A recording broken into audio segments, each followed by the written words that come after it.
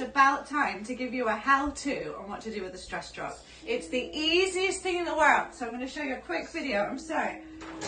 Throw it in the microwave. Woo! 1 minute. 3, 2, 1. It's done. Okay, you ready? That's nice and toasty warm.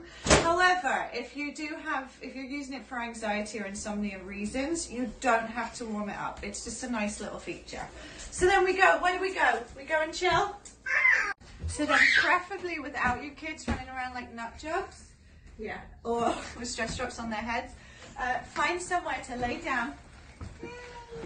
And if you are having a bad day or whatever, you just lay it on this pressure point here. And just chill out. You could watch TV. It works best if you are in the middle of having an attack or anything like that. Or if you can't sleep, warm it up, put on your chest, you'll be asleep, right, Jess? You'll be sleeping how many seconds? 4 seconds? That's crazy, that's awesome. However, also what you can use it for is for bellyache,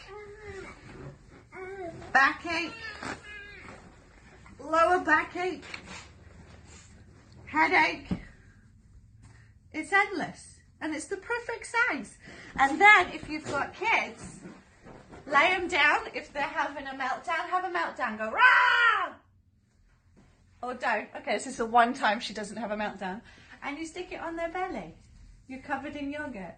Is that relaxing? Thanks for your help, Jess. Okay, and that's it. How to use a stress drop. Oh, is that relaxing? You're going to put it on your face? No, I